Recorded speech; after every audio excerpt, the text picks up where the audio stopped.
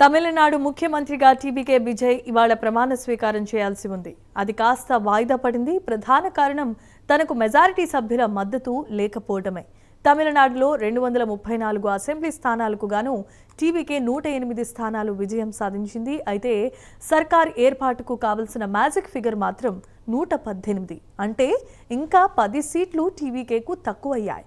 ఈ 10 సీట్లలో కాంగ్రెస్ టీవీకేకు మద్దతు ఇచ్చేందుకు అంగీకారాన్ని తెలిపింది.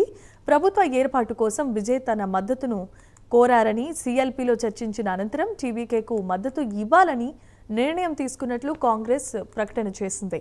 ఇక కాంగ్రెస్ మద్దతుతో 5 స్థానాలు పెరగడంతో విజయ్ బలం మొత్తం 113కు చేరుకుంది.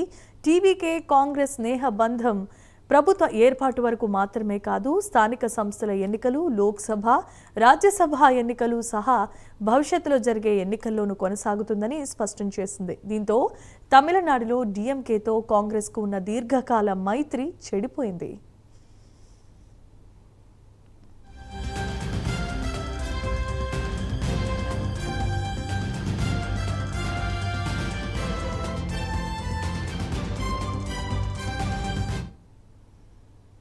మరోవైపు ప్రభుత్వ ఏర్పాటుకు అవసరమైన 5 ఎమ్మెల్యేల కోసం విజయ్ వేట కొనసాగిస్తున్నారు.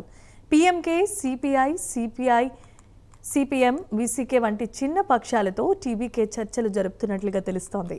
విజయ్ను ప్రభుత్వం ఏర్పాటుకు ఆహ్వానించే ముందు గవర్నర్ రాజేంద్ర అర్లేకర్ మెజారిటీ మద్దతు నిరూపించాల్సిందిగా కోరారు.